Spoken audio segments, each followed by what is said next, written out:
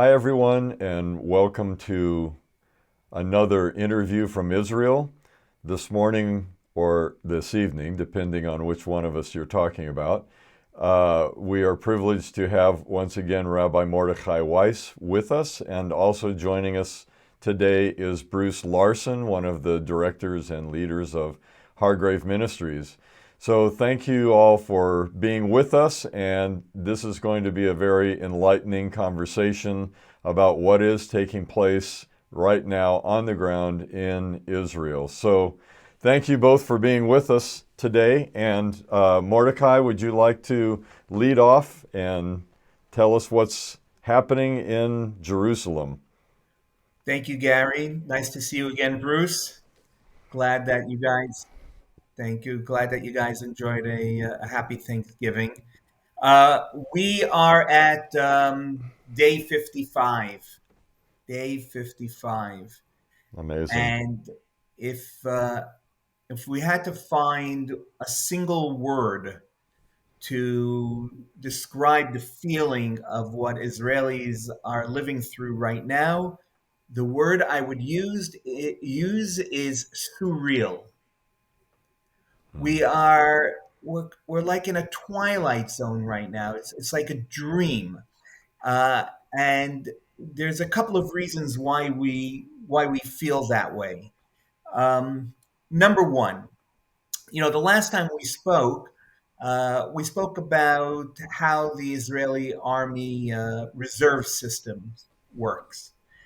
Something that we didn't touch upon regarding the Israeli army is that service in the Israeli army is pretty much mandatory for all of its citizens. Right. So it's not like in the United States where you have a volunteer army and maybe you know somebody who serves in the army, maybe you have a family member who serves in the army. Over here, it's you, your neighbor, the community. Um, Everybody is serving, everybody, which means that everybody has a son, a father, a mother, a daughter. Everybody has someone in the army right now. So, for example, you have many children in school. I would say in my community alone, maybe half the children in the school haven't seen their father for a month. And again, it's not like your father goes on a business trip and you talk to him every day, or you Zoom, or you WhatsApp, and you find out how he's doing. Very often, there are long periods of time where there is no communication between one's father, one's son, during this time period because of the combat areas that they are located. Um, and everybody knows they're at war, they're in battle, Yeah. and their lives are in danger. And you have, half the children in school who haven't seen their father in a month. Um, so it's a very unsettling time. Of course, now we've been experiencing over the last couple of days a truce, which it seems from news reports will probably be coming to an end soon. But during this period, we had a number of hostages, over 50 hostages returned. Um, and so, again, adding to that whole dreamlike atmosphere that we're living in, on one hand, we're ecstatic to see these children and mothers, although the Hamas terrorists have time and time again actually separated families. So only a mother gets returned, but without the child, or the child gets returned without the mother. But still, every time a single person, every time a single life is returned, it's cause for great celebration. And yet at the same time, we know that there are so many more hostages there. And, what is it going to take to get all the hostages back? So it's again it's this whole dreamlike. type of life that we're going through right now, there is going to be a resumption of the war. It may be tomorrow, it may be in a couple of days. We don't know. We haven't heard from our children. We haven't heard from our family. It's a real roller coaster type of feeling of emotions that we're going through right now, um, and and that's just part of it.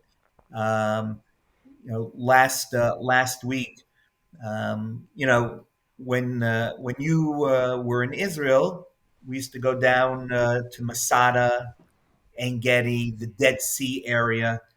Almost all those hotels now are filled with Israelis who have been evacuated from their homes near the border with Gaza. Some of them don't have homes to Right. return to. Some of them are unable to return to their homes right now because of the battles that are taking place in that area. How long they'll be there, we don't know. And so there was one group of evacuees, for example, that we visited. There were 90 children from a single community. They're holed up in a hotel all day, and it got cold here in Israel, and they didn't have clothing. So we had to go and purchase clothing, and this is just one group. There are many, many, many, many such groups staying in the hotels in Eilat, staying in the hotels in the Dead Sea area, staying in the hotels in Jerusalem, staying in the hotels in Tel Aviv. Um, I don't have to tell you, there's no tourism. So the hotels, unfortunately, have the room, and many of the evacuees are staying there. But I don't have to tell you. Yeah, I mean, we all love going to a hotel and enjoying a nice dinner there or whatever. But it's not where we want to be for the rest of our lives. Mm-hmm. And try entertaining your kids 24/7. Locked up in a hotel. Even though it sounds a little bit nicer than it is, but after 2 months, it starts to wear on you. Uh, Mm-hmm. so that's the evacuees. You wanted to ask something, Bruce? Well, I had a question really quick. Sure. During this hostage situation and the pause that's taking place, are some of the soldiers able to furlough back home? Yes, absolutely. In fact, um, you might have heard in today's news there was a terrorist attack in Jerusalem. Three Israelis were killed. A rabbi in his 70s, a Oh school God. principal, a pregnant woman, 24 years old, and the terrorists, unfortunate for them, were actually shot dead at the site by a soldier who was on furlough, who had just returned from Gaza, and he Oh, was the one who was able to put the terrorist out of commission. So I don't think that's how he was planning to spend his furlough. But yes, soldiers have been able to take advantage uh, for furlough. But again, I know of a soldier I was speaking to his father today. He was on furlough for a day or two. 4 o'clock in the morning, he gets a phone call. Furlough's over. mm-hmm. So they're very quick. They're very sweet, very emotional. I mean, very often they're filmed. Uh, these fathers and sons reuniting with their families. It's very, very touching, but again, it's unfortunately only temporary, because the war will resume. uh, if we've learned anything from the last week or so, um, we're not going to get those hostages back unless enough pressure is applied on Hamas. And the only thing right now that seems to work is this war against them and the pressure that's being applied to them through the war. So there's no choice on our part. We must go back to battle. We must go back to war, not just to destroy Hamas, but also to put the pressure on them, which is necessary in order to get our hostages back. Yeah, Well, that's important for people to know. Go ahead, Bruce. Mordechai, it's not really a question, but I'd love you to comment on the fact that I imagine what's adding to the surreal feeling about this situation is I don't believe since the War of Independence you've ever had a war that's lasted anywhere Hmm. close to this long. You know, you talk about the situation in the hotels, and there's really no end in sight. You talk about the fathers being gone, not necessarily no one knowing how long this is going to last. We're at day 55. So maybe you could comment on that, just the sheer length of this thing and the unknown going forward. Well, I'll say one thing about the length. It's going to be a lot longer. You know, Hmm.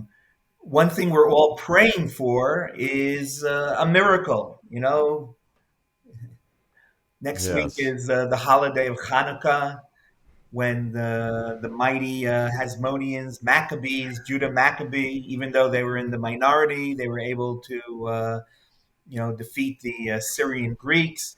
And we've been celebrating that victory for literally thousands of years. Uh, but it was a miracle. And the Six Day War was a miracle. And we expect a miracle. Can Yes. you? I wonder if you could say something like that. Can you say, "I expect a miracle"? We do. We're waiting for that miracle. Hmm. Um, and until that miracle comes, there is a long road ahead. There's a long road ahead. There's still, again, all those hostages that are being held. Um, there's all those underground tunnels that Yeah. Hamas has built over the years, where not only are hostages being kept there, but the terrorists themselves use them as a place of refuge, to hide, to fight from. Uh, extremely difficult situation for Israeli soldiers to have to deal with in terms of booby traps and things of that sort. Again, all located in an area where you have many other civilians living. And of course, the Israeli army goes out of its way to limit civilian casualties. So we have that challenge to deal with as well. There's a lot of work for the Israeli army to do. I was actually down at the front last week. I was there for a couple of days visiting different bases. Uh, you know, uh, Israel's a small country. I don't have to tell you. You guys have been here many times. Uh, to get from Jerusalem to Gaza, it's what is an hour and a half drive, 2 hour drive. Um, the war, the country is at war, and many of the areas that you yourselves have visited in the past, um, Hmm. they've been transformed into massive army camps. Okay, because there are, I mean, it's a war zone, um, with everything that entails, the firepower, um, the areas that are set aside for the soldiers to be able to use as a launching point to go into Gaza, back and forth.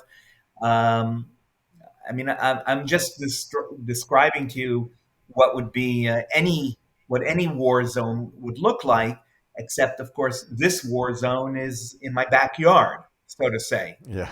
Right. It's a small country, and that also plays up very much in terms of what's happening. And you and I, we've been speaking about the South for the last 15 minutes or so. We didn't even talk about the North.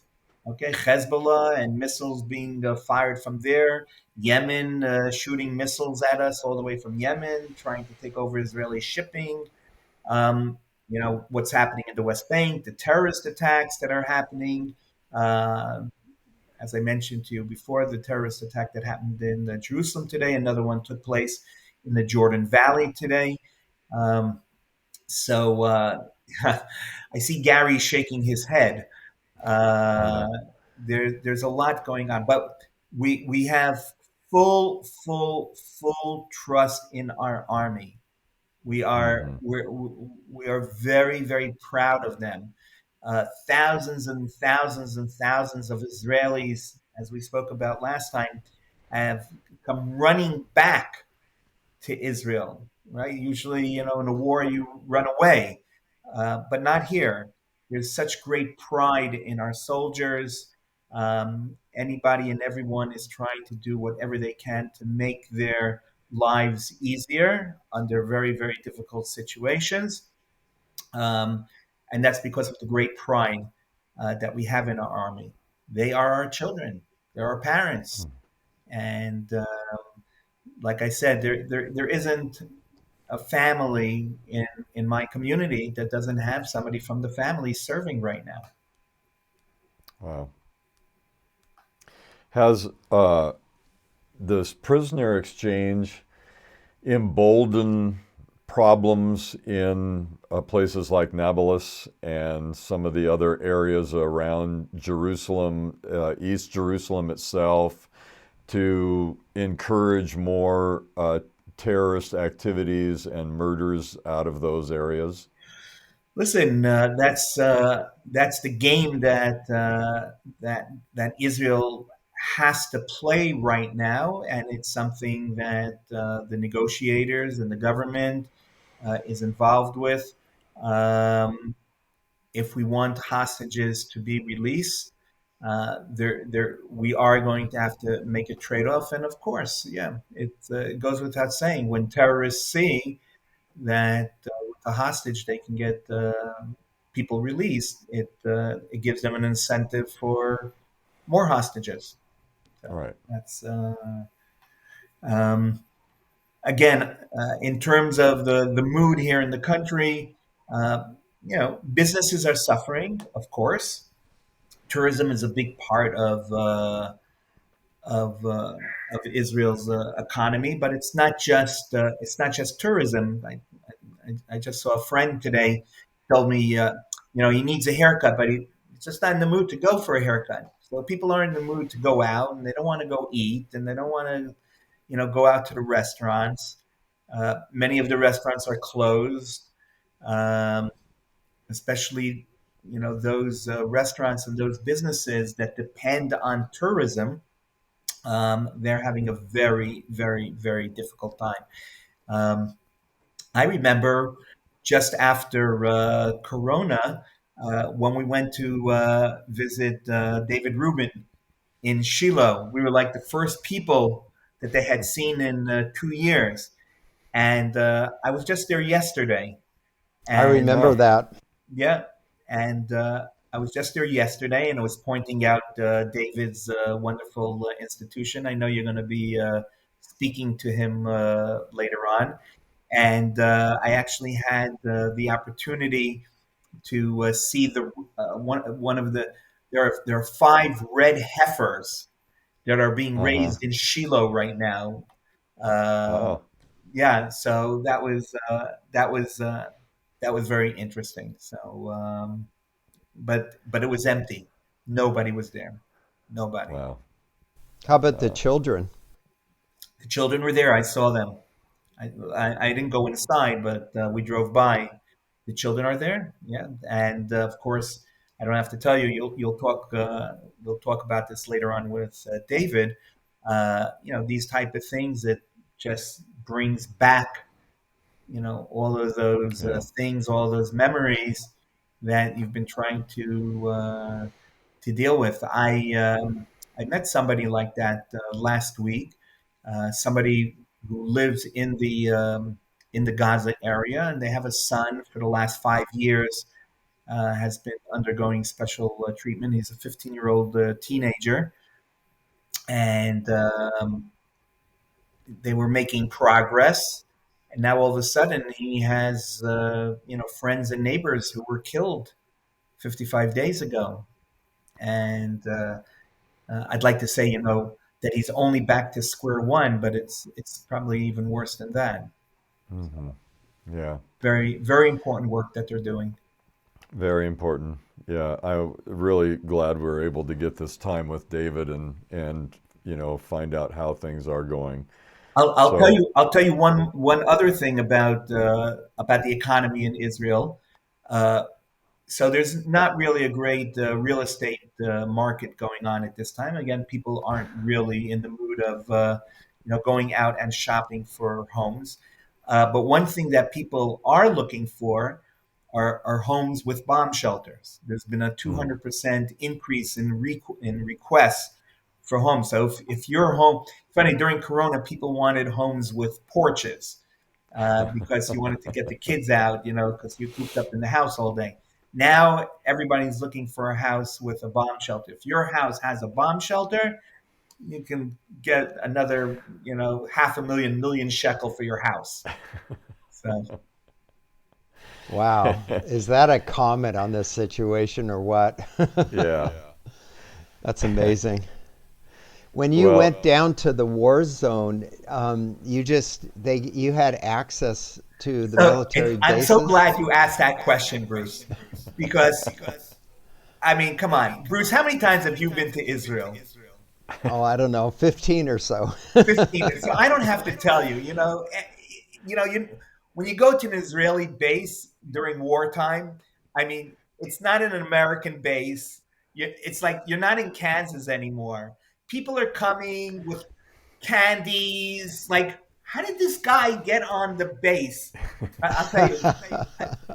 I'll tell you one story. So we went to we went to a base in the middle of the night, which was a half a mile from the border with Gaza. And you hear the artillery guns, and and guys are heading out, into Gaza. They're coming back from Gaza. We were there because we had organized a barbecue for the soldiers there, and we brought some Americans with them. And this is something that really means a lot to the Israeli soldiers, because many of the Israeli soldiers, and you know this, and it's actually one of the big reasons why you're doing this interview. Um, Many of the Israeli soldiers, they hear on the media, it sounds to them like the world's against them. hmm. That's what they're hearing. So when Americans come to their base in the middle of the war and make a barbecue for them, and say you're doing a great, it's such a morale booster. You have no idea.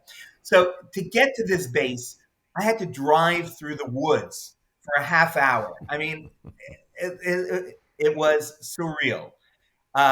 Finally, I reach a soldier who he's the guard, and he's the one guy who's making sure who can get into the base and who cannot. And we told him, we're involved with this group and they're waiting for us, and he didn't let us in.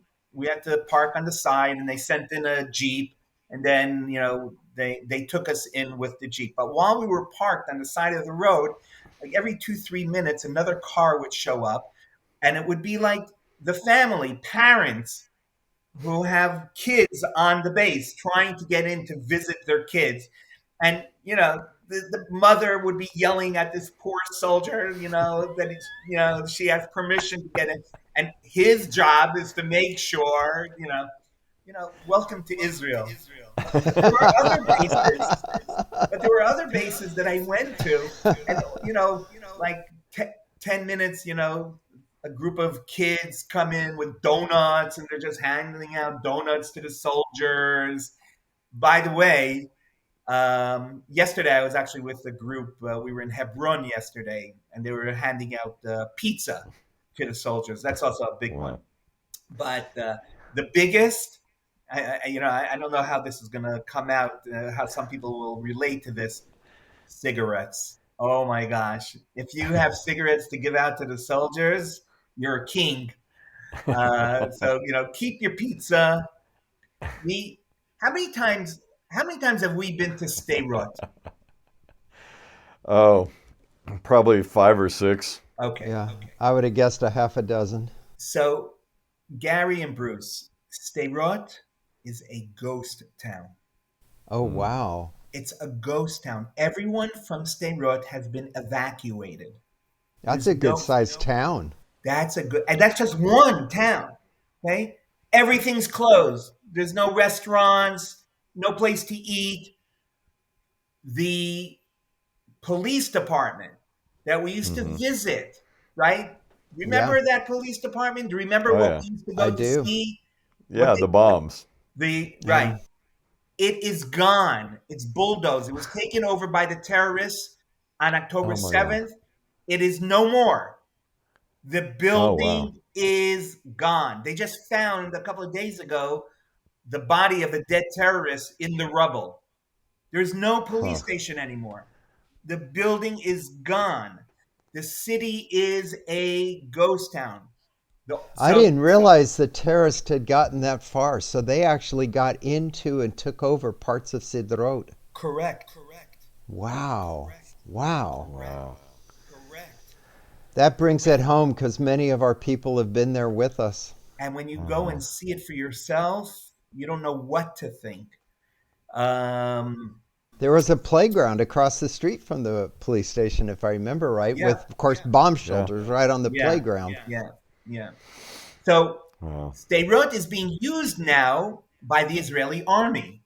So we went to visit a unit that was staying in one of the schools, and then at night they go into Gaza and do what they need to do. Actually, what they do is they go into Gaza at night and they build hospitals.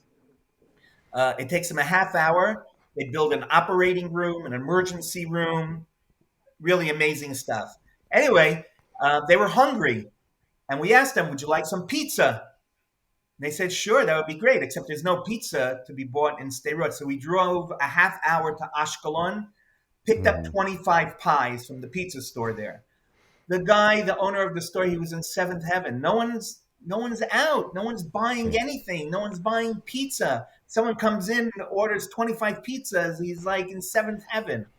And then, of course, we brought the pizzas back to the soldiers in Sderot.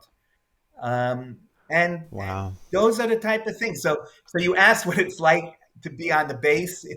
It's crazy. I mean, it's just crazy. You got the artillery guns and just it's just crazy. Well, My that's another great description because it's like you said in your backyard and parents are visiting their kids. I mean that doesn't happen in the United States when no, kids go well, off to the military. Quite thank God, different. thank God you don't have to be afraid of the Mexican army invading San Diego anytime soon. Right. I think, Yeah. Right. as far as I know. I have a son there fighting in Gaza, so it's also personal as well. But he couldn't be happier. I guess it's a weird thing to say, but he's with his friends and he knows that he's doing what has to be done, and he feels that he's doing his part, and that's how everybody here feels, Harder on Yeah. his parents than him. Hmm. probably. Yeah. Well, listen, I'm going to have to close this down because we're going to go talk to David Rubin in a few minutes. Please But send him my regards. yes, I will. And thank you so much, Mordechai, for this time and just the insights and the feeling of how it is and how the soldiers are and the communities. It's just that you paint such a wonderful picture, and that's what people need to see and feel. And beyond that, when you're out and you're talking to people, the soldiers, please let them know, like you say, we want to be part of those Americans that are telling them, hey, we are with you. And I thought about the scriptures where Elijah was with a young man and said, hey, I just want your eyes to be open to see there are way more for us than those against us. And I just really want those people, I want the Israelis to know whatever's coming through the media, there are way more for you than there are against you. And we want to be part of that and part of that message. And that means a lot. Thank you, Gary. Thank you, Bruce. And have a very happy Hanukkah. Hanukkah Sameach. Yes, thank Hanukkah you. Sameach. We already have our Hanukkah set up in the window and got my oil packet arrived before the war started, so I'm ready to go. But Good. we will be celebrating with you, and let's try to connect on when we can talk again. Maybe during Hanukkah we can have another session together. That'll be And wonderful. Mordecai, part of our being with you is we will also continue to pray that God intervene. And we're Amen. believing for that miracle you voiced. We are, Thank you, Bruce. and it will happen. May we hear good news soon. Yes. God bless, Mordecai. Thank you Thank so you. much.